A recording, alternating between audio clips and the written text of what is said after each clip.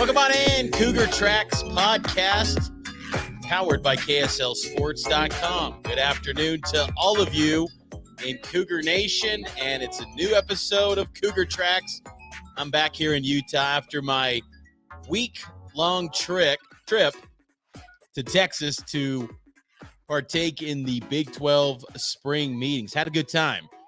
Going to recap those meetings, some of my big takeaways from the event, and also you'll hear my one-on-one conversation with Big 12 Commissioner Bob Bowlsby as he exits from the league. What does he think of the future of this conference? Also get on some commentary on the big BYU football recruiting weekend as the Cougars hosted many four-star athletes, and the photos were quite impressive for BYU's official visit. So a lot to get to on this edition of Cougar Tracks, which again is always up on Mondays, Wednesdays, and Fridays at noon Mountain Time, 2 p.m. Eastern, 11 a.m. Pacific Time, always here on Cougar Tracks, KSLSports.com, the KSL Sports Facebook, KSL Sports YouTube, and the KSL Sports Twitter. And if you're watching or listening on the podcast feed, always appreciate you checking out the show on demand. You can subscribe on all major podcasting platforms. So the Big 12 meetings were a lot of fun. I had a good time down in Texas watching and observing and reporting from Irving, Texas, and getting a glimpse into BYU's future in the league. Some of the big takeaways for me from the meetings: one, the idea of college football breaking away from the NCAA is a real thing. That was a big topic discussed by the Big 12 members at the spring meetings. Could they possibly go under the umbrella of the college football playoff? Tom Holmoe, in my conversation with him, which you can check out on the Cougar Sports Saturday feed, I'll also put it on Cougar Tracks, he discussed that all these conferences, they might be, wanting to plant their own conference flag right now, but they've got to come together. They've got to work together to make college sports work going forward. This stuff about SEC-only playoff, it just doesn't work. These conferences have to come together to make a product that's going to be even better into the future, because college football is the second best product behind only the NFL right now. And you don't want to lose a foothold that you have currently in the sport, and you want the revenue streams to continue to grow. You want these athletes to get a chance to have NIL, but not have the NIL collective piece. But the conversation of breaking away from the NCAA was a real topic at the Big 12 spring meetings for college football in general, and that was something that was on the forefront of everyone's minds. The NIL and transfer portal conversations were there, but I think a bigger conversation to be had was the future of the Big 12 Conference. And the TV deal is going to be massive for the league. Dr. Lawrence Skuvanik from Texas Tech, the Big 12 Board of Directors chair, he noted as much, that is going to be at the forefront of everyone's mind in the conference going forward. The current TV deal ends in 2024, 2025. I saw some individuals reporting that the deal per school is going to get up to $50 million per school. That was inaccurate. Bob Bowlsby said in the press conference last Friday that the total distribution, there was $429 million distributed among 10 members in the Big 12 for the 2021-2022 fiscal year. That $429 million could jump up another $50 million. So you're looking at $479 million. And then you factor in potentially 14 members, maybe 12 if Texas and Oklahoma leave early. But that's where the money's currently at for the Big 12. Can they maintain those levels going forward? It's unfortunate, honestly, that that's even a big conversation, because, and I hate that that's even a bragging rights thing among fan bases, among programs, amongst leagues. Oh yeah, our league's making $80 million a year in TV revenue. Like, who cares? You got to win between the lines. BYU's been making peanuts compared to these Power 5 teams, but did you see what happened last year? BYU was 6-1 against P5s. That's just the Big 12 will be fine. It'll operate in a way that'll still be successful.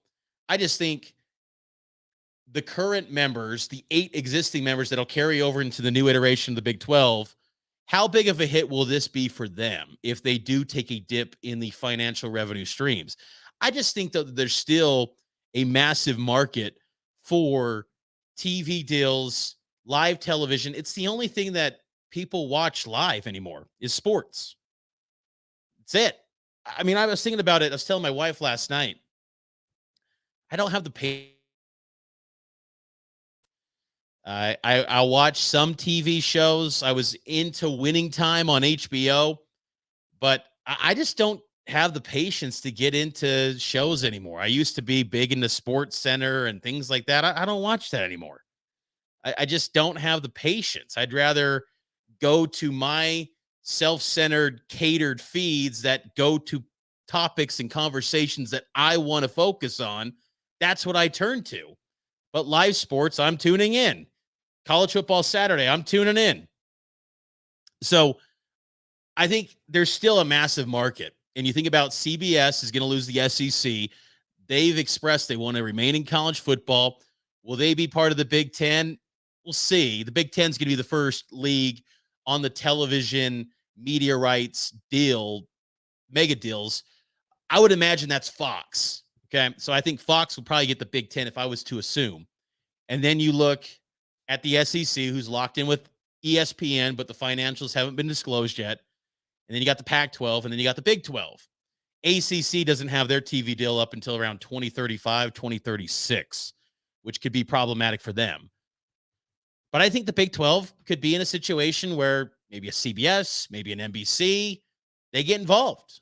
And there's a big market to have live television still because it's the one television product that still captures a massive live audience. So I think there could be still a lot of money to be had in this league. So I think this notion that, they go from $42 million per team to suddenly 20 and 15, I don't buy that. I don't. And then you factor in the NCAA tournament success in basketball, both men's and women's. There's a lot of money to be had in the Big 12 conference. This is going to be a very profitable entity for BYU. It's almost a laugh riot to think back. There was some people last August and September that were saying BYU shouldn't go to the Big 12. Just stay independent. They'd be bailing out the Big 12. Not this time. Come on. It's just the money alone is going to be massive.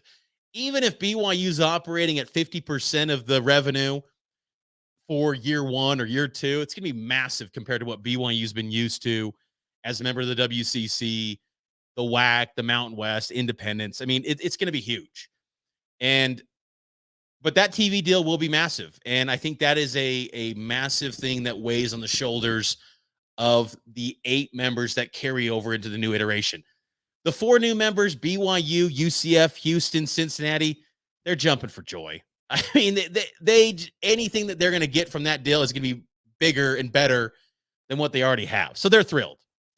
But those 8 members, you hope that it's at least on par with what they're currently getting and maybe then some. And you got to have a visionary. And that's where the commissioner of the Big 12 Conference has got to, have a thick skin, got to be willing to make some deals and make it happen and be visionary and be creative. Streaming's got to be a key component to it. Do you have third-tier rights on an Apple Plus and Amazon? A lot of options. I caught up with Bob Bowlsby down in Irving, Texas at the Four Seasons. And I got to say, I loved my trip down there to Texas too, because I think that people around the Big 12 were impressed with the fact that a BYU reporter flew down to Texas for the spring business meetings. I think it was kind of like, whoa, BYU means business. BYU's covering that beat like crazy. And I was the only BYU media member down there. And I think they were thoroughly taken back. Like, whoa, BYU, their fan base cares about the Big 12, and they do. And, some of the Big 12 media members that were there, they were asking me, are BYU fans excited about this move? I'm like, absolutely. BYU fans are thrilled. You're telling them that in November, they're going to have a football schedule of, say, Oklahoma State, Kansas State, Iowa State, and that's getting replaced by Southern Utah, Georgia Southern, Utah Tech's, Boise's. I mean, come on. It's not even a debate. It's not even a debate. And then don't even get me started with the basketball. I mean, Big 12 basketball is going to be top notch to the point where BYU could be a good team and still find themselves the 10th best team in the Big 12. That league's going to be incredible. And the man that's has led the Big 12 conference over the last 10 or so years is Bob Bowlsby. He's wrapping up his term with the league. An interesting tidbit from the Big 12 meetings. They are targeting the next commissioner to be announced by Big 12 Football Media Days, which is in July in Arlington at AT&T Stadium. So Bowlsby, at that point, when the new commissioner is announced, he will be out. He will be done and retired and go to Canada and go fish and maybe pound some beers and enjoy life as a retired man. But before he enjoys retirement, I caught up with Bob Bowlsby discussing BYU, the future of the Big 12 Conference, and a whole lot more. This is my conversation with Big 12 Commissioner Bob Bowlsby. It was down at the Big 12 meetings down in Dallas, Texas. Welcome back into KSL News Radio, and KSLSports.com from the Big 12 spring business meetings here in Texas. And joined now by Big 12 Commissioner Bob Bowlsby, who just wrapped up his final spring business meetings at the Big 12. And Commissioner Bowlsby, thanks for taking the time with me. When you look back at all the things that have transpired with the Big 12 Conference and you being in the leader of this league for the past decade, what's the excitement level for the conference going forward? Well, I love the 4 new members we have, and we love the fact that BYU is going to be with us on July 1st of the coming year. So, it's starting to feel real. And with President Worthen here and with Tom here, I mean, it feels good. And of course, we've made a visit to campus, and the other 3 members are working on getting extricated from the American Athletic Conference, and we hope that they'll be with us on July 1st as well. So it's an exciting time. And, you don't replace bell cows like Oklahoma and Texas without some adjustment. But we brought in 4 great members, and our league is going to be 12 strong and very competitive from top to bottom. And the Cougars are going to be a big part of that. You noted earlier in the week that BYU's got a worldwide brand that's maybe only second to Notre Dame. How can that brand impact the Big 12 Conference going forward? Oh, I think it'll all be favorable. It's I just think it's a mature program. The Cougars have competed exceedingly well in a whole bunch of different sports over a long period of time, and so they're a well-built program with really excellent leadership, both at the athletic department level and at the institutional level. So I don't think that the transition is going to be all that challenging for BYU. I think that they have great facilities and they've got great coaches, and I just think it's a match made in heaven, and it's going to be a lot of fun to watch what it becomes. I think from a competitiveness standpoint, from top to bottom in the league, name a sport, we're going to compete high at the national level, and we're going to have great competition from first to 12th every time that we line up on the fields. When you saw BYU's campus in person a couple months back, what was your impressions of the university, the campus, and maybe just the overall infrastructure? Is it ready for such a high level of play in the Big 12 Conference? Oh, I think it is, and in fact, they've competed against our members frequently, and there may be some adjustments. I mean, you'd want to talk to the coaches and ask them where they think they may need to shore up. But from my vantage point, the facilities are consistent with what it takes to compete at our level. Particularly the football and basketball facilities are excellent. The baseball and softball are outstanding. I mean, there are just so many ways. BYU has a wonderful broad-based program and a lot of good leadership. So, the adjustment, while there may be some, and I can't opine on that, having not done a deep dive on just exactly all that's going on. But on first blush, the campus, of course, is spectacularly beautiful, and it's maybe the most beautiful setting for a football stadium that I've ever seen. And I'm looking forward to seeing a game there. And I just think they're a fully built program that's been competing at a very high level for a long time, and that their transition to the Big 12 is going to be pretty smooth. How have the other members maybe received BYU since they were officially invited? Being BYU is a unique entity, being a faith-based institution. How have they received BYU with these meetings and interactions with the league the past 9 months? Well, I think the reception has been good, and of course, it's not the only faith-based school we have in our league. Baylor and TCU are both church-based organizations, and so we have a little bit of experience, and I think we have a collective understanding of what that means. In the BYU situation, the absence of Sunday competition is certainly something that they've worked around throughout the life of their athletics program, and will be working around it too. But the excellence that they have within their program is altogether consistent with what we have in the Big 12 and what we aspire to every season. And whatever accommodations we may have to make for scheduling are minor compared to what they add to the league. Knowing that BYU is a member July 1st, 2023, their revenue distribution, you discussed earlier, the distribution in the league, is that going to be a set percentage, knowing that BYU is already set for July 1, 2023? Yeah, well, we're not going to have any conversations publicly about that, but we've had conversations with each of the members, and once all the details are finalized, we'll divulge those things when the time's right. What are and I know you're exiting the conference, but you've been someone that's involved in college athletics for your whole life. What do you see maybe as the challenges and also the opportunities that this new Big 12 conference will have going forward? Well, I think we're gonna compete exceedingly well at the national level, and aspirationally, that's what we want to do, is win national championships.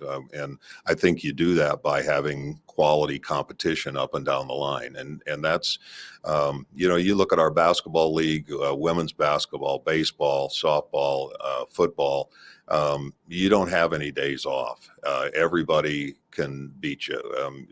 This year, as an example, TCU had a tough stretch during late January and early February. They came on late, and then had the University of Arizona #1 seed on the ropes in the NCAA tournament. I mean, you didn't want to play our teams because they were battle toughened. They had lots of close games during the course of the year, and it's that way in every sport. I mean, we were just in the golf tournament, and there were 8 teams at the national championship, and 4 of them were Big 12 teams.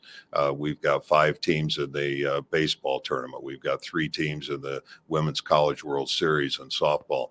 We competed at a very high level. We won 7 national championships this year, and BYU will favorably contribute to that number when they come in as members. 6 years ago, I think it was at this resort, the Four Seasons, where presentations were happening. I think BYU was part of that. I think it happened here in Irving. Was it kind of just surreal to see BYU part of this league now 6 years later in the room, being an observer, being part of this conference now? Yeah, well, I would say that the 2016 process really helped us as we went into what was a shorter time frame, didn't permit quite as long and deliberative a process as we went through the last time around. And in the end, we didn't have anybody that had enough votes to join the league. But this time around was a targeted approach. BYU was the first call I made, and then the other 3 were called very shortly after that, and a lot of that was based on research we had done the previous occasion. So this process was shorter, more abbreviated, more urgent, and I think the previous process had shed some light on what we were looking for and who might provide that. If you could, what was that call like? Was it just over the phone to Tom, President Worthen? What What did that look like when you were exploring this opportunity once again? Well, we did a little research beforehand, and we had some consultants involved that made some contact. But in the end, it was a phone call, and I I heard what I wanted to hear, and they heard what they wanted to hear, and so we went forward to begin to make the arrangements. Between now and July 1, 2023, what's the next steps for the conference? I know again that you're moving on and going to enjoy retirement, but what are maybe the next mile markers as far as meetings and other steps that'll help that process of getting BYU into the league on July 1, 2023? Well, the BYU leadership at the athletic department level and at the presidential level, they'll be involved in all our meetings from here going forward.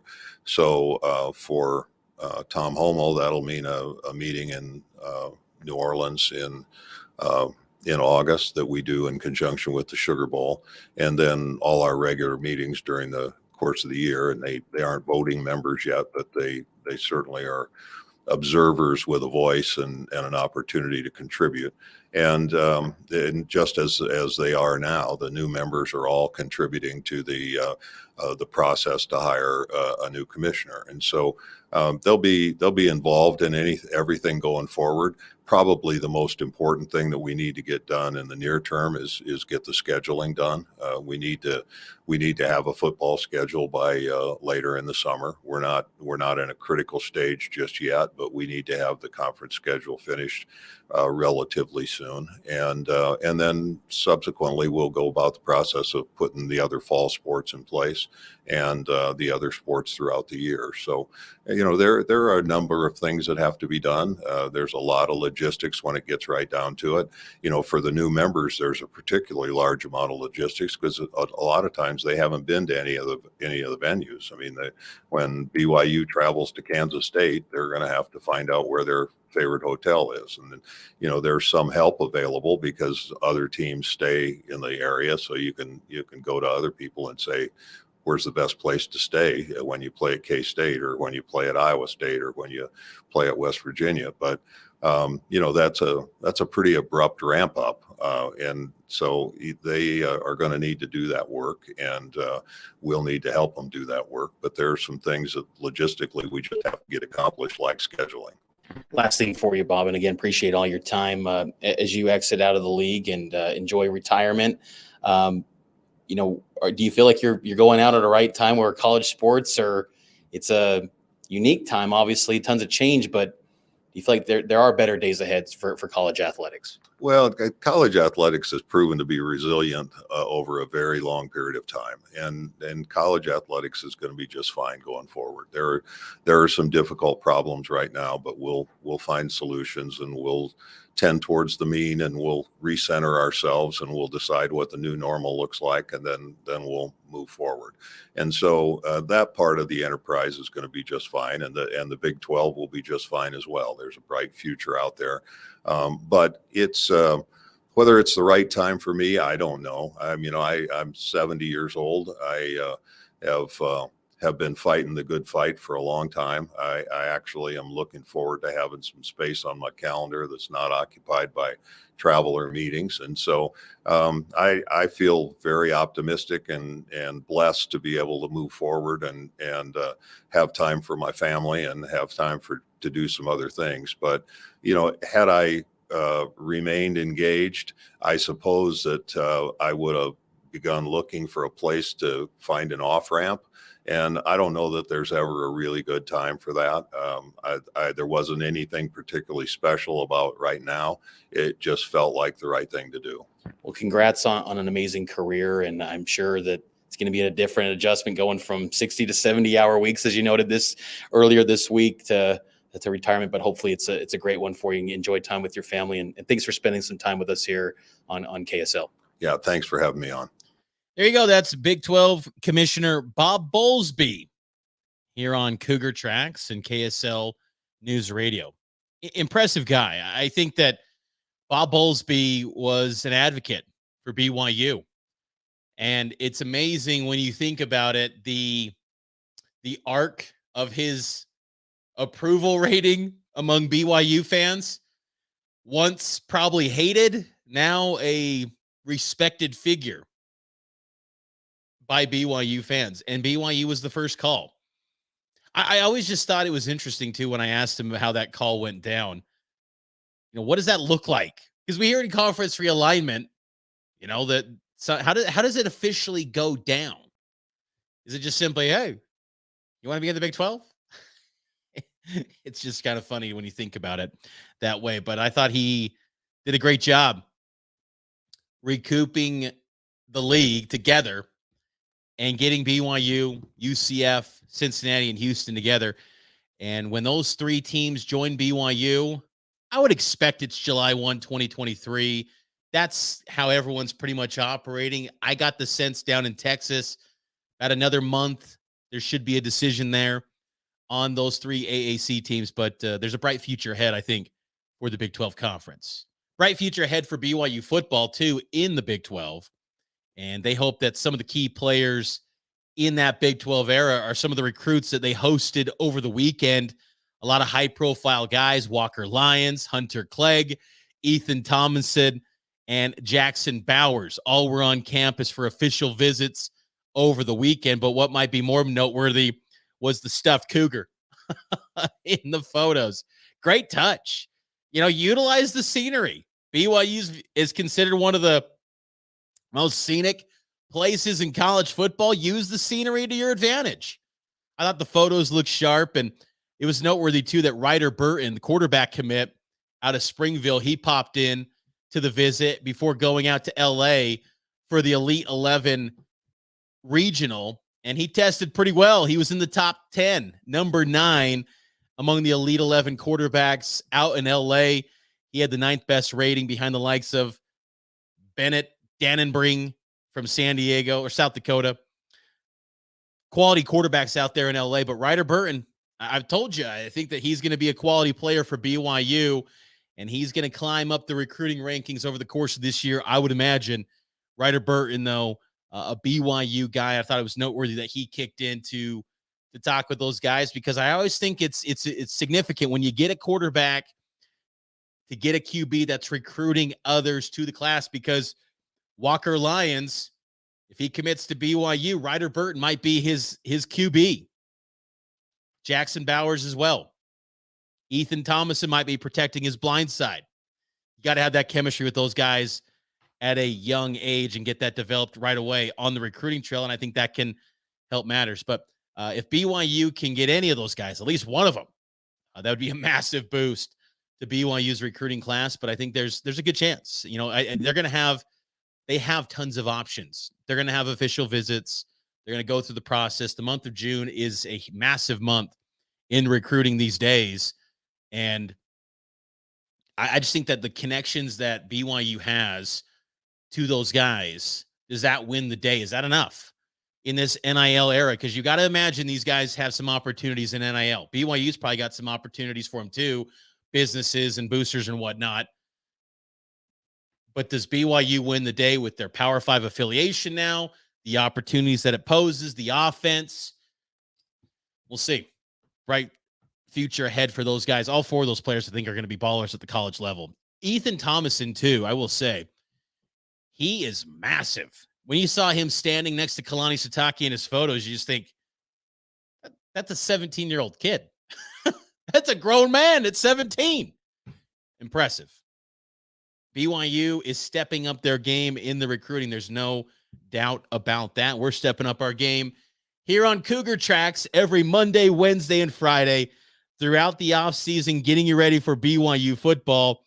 We're talking BYU sports throughout the offseason, and it'll be all year, too, during the football season, Monday, Wednesday, and Friday at high noon here on Cougar Tracks. And it's always going to be able to be watched on the KSL Sports YouTube, Twitter, and Facebook pages. And, of course, on the podcast feed as well on all major podcasting platforms. I'll talk to you on Wednesday here on Cougar Tracks with my conversation with BYU Administrator Liz Darger. I'll be here on KSLSports.com. Talk to you on Wednesday. See you later.